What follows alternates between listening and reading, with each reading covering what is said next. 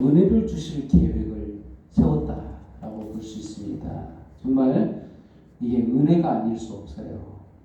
예, 우리가 뭐길래, 인간이 뭐길래 하나님이 이렇게까지 미리부터 다 준비하신 계획대로 은혜를 주시려고 계획하셨나. 참 너무나도 놀랍고 큰 은혜가 아닐 수 없습니다.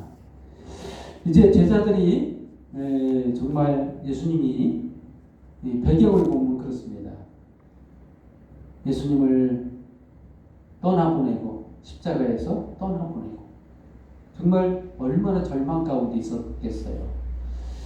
하나님의 아들이라고 이렇게 말씀했던 예수님이 무참하게 로마 병정들에게 힘없이 저항 한번 안 하고 그냥 그렇게 죽어버리니까 제자들의 마음이 얼마나 무너졌겠어요.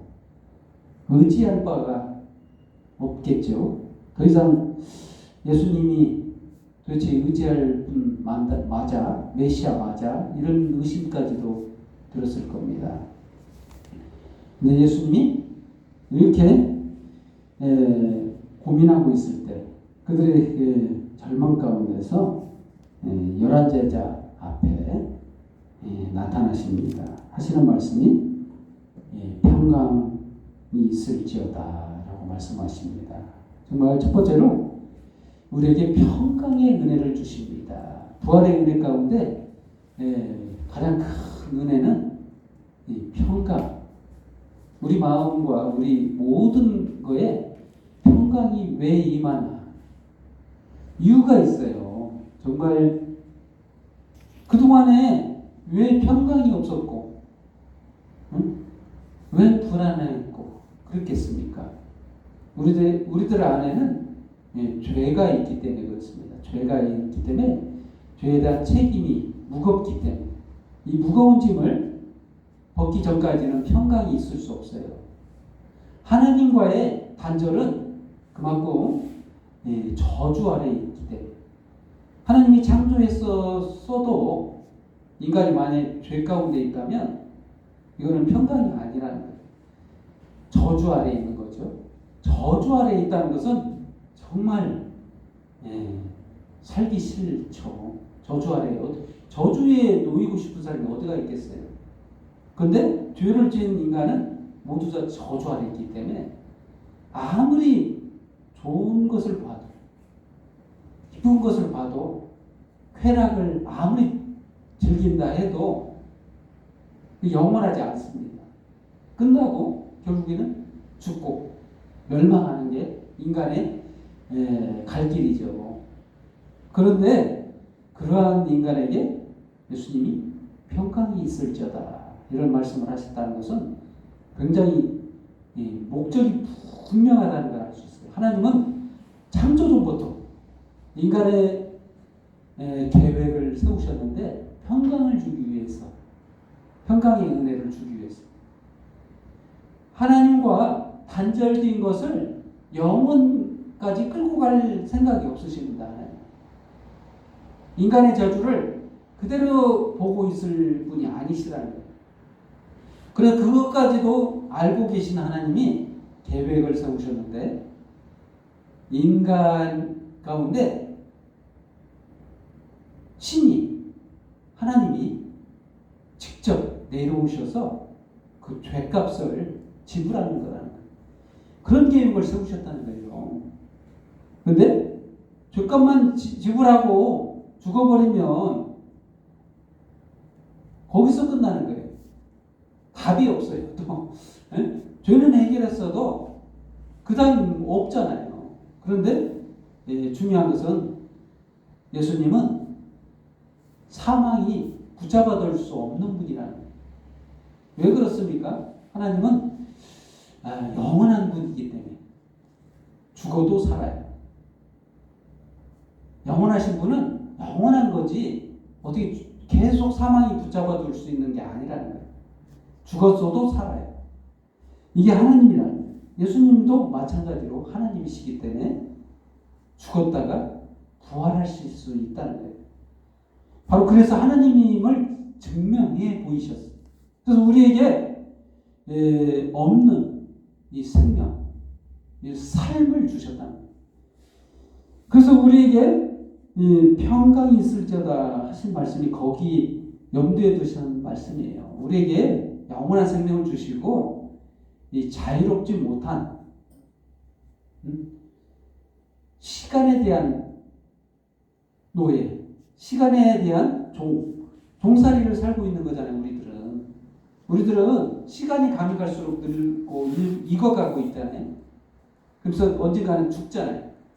근데 이것도 초월하게 된다는 거예요. 그래서 살아있다는 거예요. 우리 육신이 죽을지라도 우리 영원히 살기 때문에 결국에는 우리는 영원히 살게 된다는 거예요. 바로 자유를 주시는 거예요. 모든 것의 자유, 공간의 자유, 시간의 자유, 어떠한 고통에서의 자유, 고통을 받지 않아요.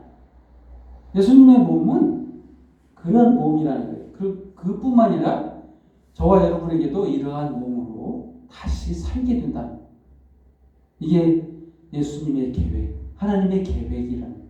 하나님께서는 저와 여러분에게 평강을 주시려고 이렇게 하셨다는 거예요. 얼마나 큰 은혜입니까? 이런 공적을 받을 만한 자격이 됩니까? 해당 사항이 있는 사람이 아무도 없어요. 당연히 받을 만한 자가 아무도 없습니다. 그런데 그냥 은혜로 주시는 거예요. 값없이 주는 거예요. 그냥 믿는 자에게 값없이 준다는 거예요. 이게 놀라운 일이 아닙니까? 인간의 논리로는 공적이 있어야 그 보상으로 대가를 받는 게 인간의 그런 상벌 규정이잖아요. 응? 잘했으면 그 잘한 대가로 받는 게 그게 공적이잖아요. 인간의 논리잖아요. 인간의 원리예요. 근데 하나님의 원리는 그게 아니에요. 값없이 믿는 자에게 주신다는 거예요.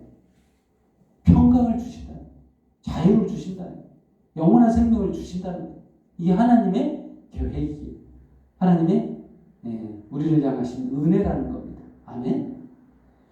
이 부활을 통해서 그것이 완전히 근거가 생겨났다는 거예요.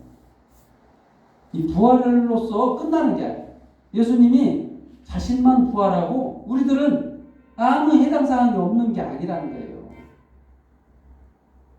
예수님은 하나님이시니까 부활에 당연하죠. 이렇게 생각하고 우리들에게는 아무런 은혜를 주신 게 아니고 우리는 필요 없는 부활이다. 이렇게 생각하시면 안 된다는 거예요. 이 부활을 통해서 우리에게 끼치는 영향력이 이만큼 크다는 거예요. 우리가 당연히 이제 평강의 은혜를 우리가 입을 자격이 된다는 거예요. 어떻게 돼야 하면 믿기만 하면 평강의 은혜를 우리에게 주신다는 겁니다. 아멘. 얼마나 큰 은혜. 그래서 그 예수님이 육체가 그대로 부활해요. 손과 발이 만져집니다. 예수님이. 먹을 걸 또 먹어요.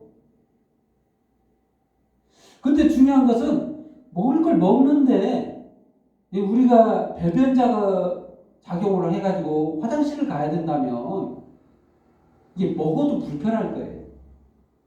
천국에 없는 거 있어요. 화장실 없습니다. 이거 놀랍지 않아요? 완벽한 소화. 이게 믿어지지가 않죠? 냄새, 이 고약한 냄새 얼마나 싫어요. 근데 천국에는 그런 악취가 없습니다. 이게 믿어집니까? 상상도 못할 거죠.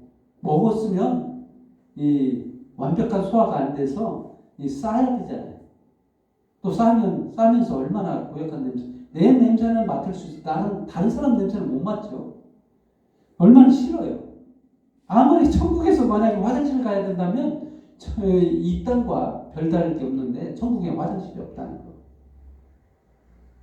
쌓을 필요가 없어요. 이게 놀라운 거죠. 그만큼 근데 예수님은 먹을 걸 먹으셨다는 거.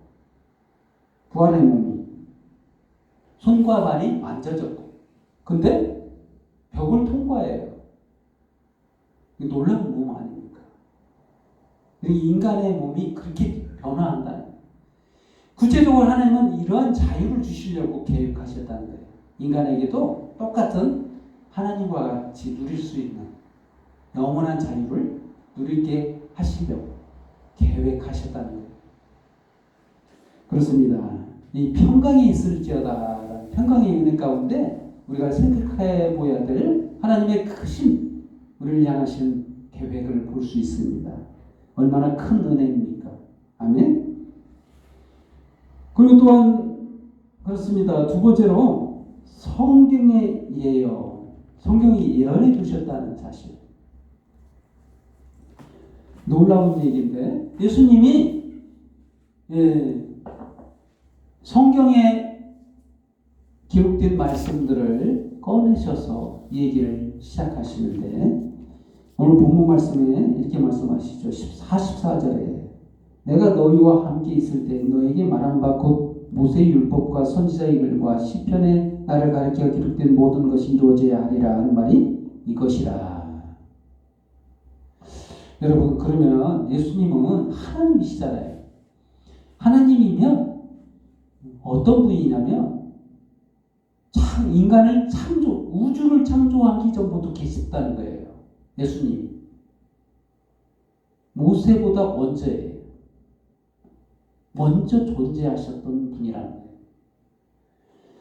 그렇다는 것은 구상을 누가 하셨냐? 성삼위 하나님이 다 하셨다는 거예요. 창조 전부터. 그러니까 우리가 하나님은 시공간을 초월하신 분이에요.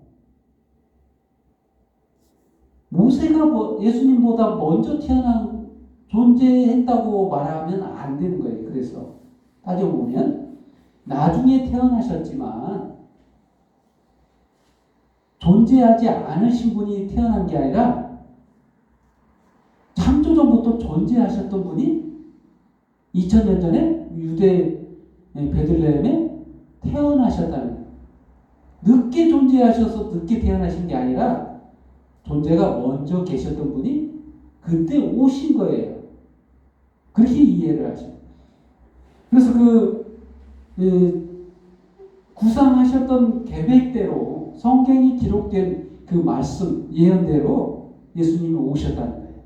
오시고 또 십자가에 죽으시고 또 3일 만에 무덤에서 부활하셨다는 거예요.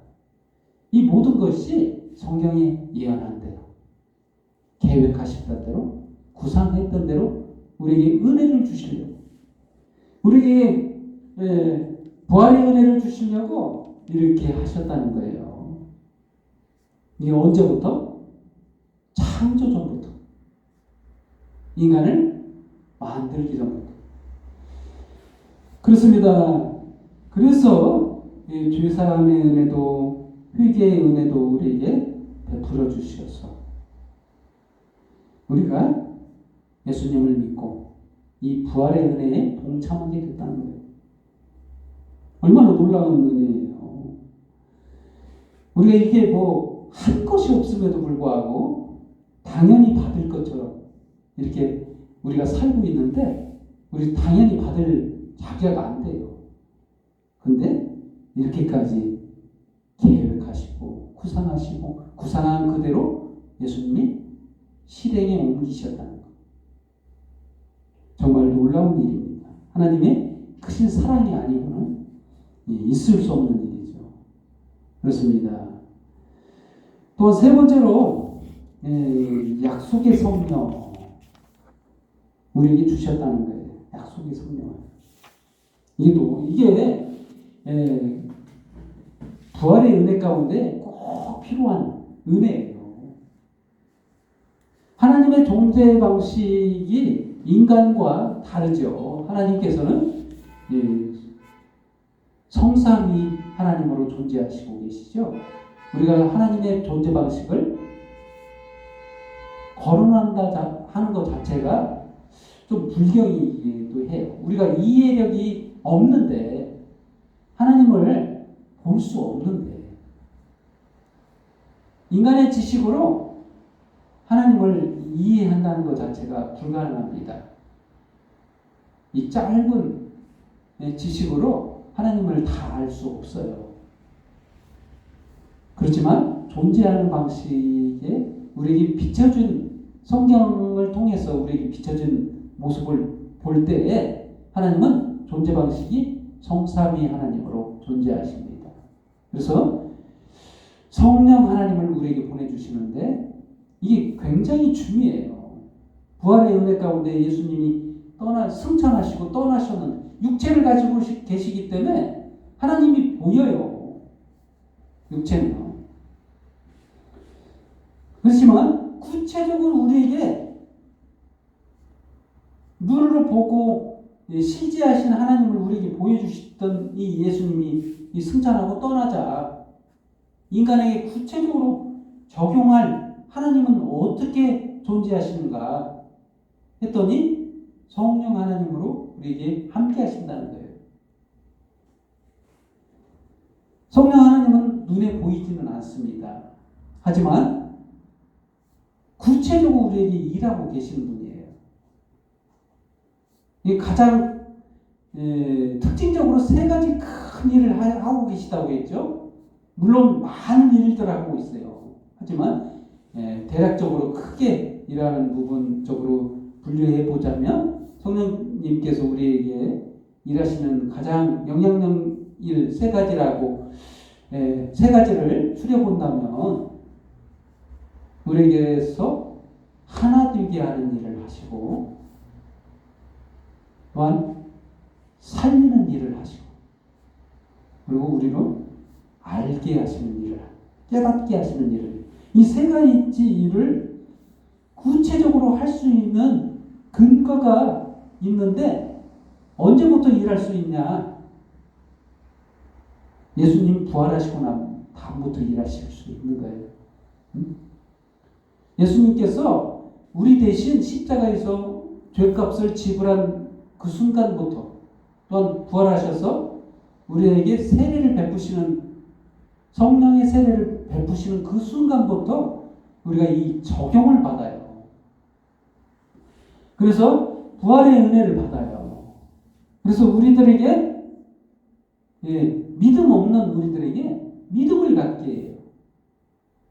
믿음을 갖게 하고 예수님을 믿게 한 그 믿음 속에서 살게 하고 하나 되게 하는 일을 하심으로써 우리가 구체적으로 그동안에 몰랐던 사실들에 대해서 깨닫고 하나님께 모든 영광과 경배와 찬양을 돌릴 수 있다는 거예요. 이게 놀라운 은혜입니다. 예수님 우리를 위해서 죽어주셨어도 우리 성령의 임재가 없었다면 그 사실을 깨달을 수도 없어요. 믿을 수도 없어요. 알 수도 없어요. 그리고 살 수도 없습니다.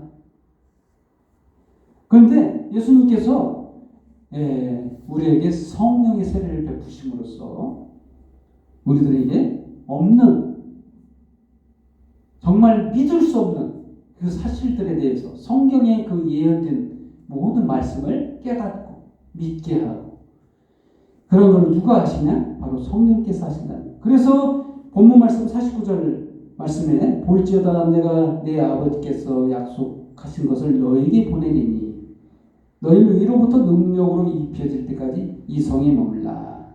위로부터 능력을 입는데요. 이게 바로 능력이에요. 응? 성령께서 임재하시는 것이 바로 능력입니다.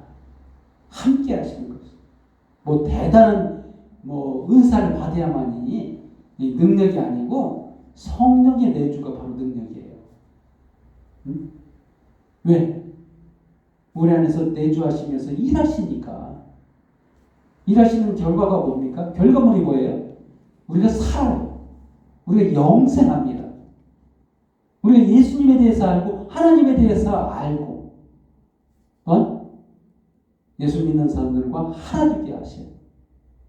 정말 예수님과 하나 되게 한다는 것. 그렇기 때문에 이 성령의 은혜는 더 큰 넓은 범위로 우리를 은혜 속에 동참케 한다라고 볼 수 있습니다. 이 부활의 은혜를 증폭시키는 역할을 해요. 그렇습니다. 그런 그 예수님께서 50절과 53절에 승천한 모습을 그대로 보여주시면서 그때 얼마나 기쁨 속에 돌아가는 것을 표현하고 있죠. 베다니에서 예수님께서 승천하심으로써 500의 형제에게 500의 제자들에게 일시에 승천하는 모습을 보여주셨어요. 이건 눈으로 봤어요. 그러고자 그들이 떠나서 성전에서 기쁨으로 찬송하고 예배했다. 이게 사실상은 불가능한 일입니다. 예수님이 떠났기 때문에 울고불고 해야 되는데 기쁨으로 찬송했다. 이건 어떻게 가능했냐? 성령께서 내주함으로써 그들의 마음을 깨닫게 하고 믿게 함으로써 그들이 찬송할 수 있는 이 자유 속에 기쁨 속에 살아갈 수 있었다는 것을 알 수 있습니다. 정말 결론을 내리자면 그렇습니다.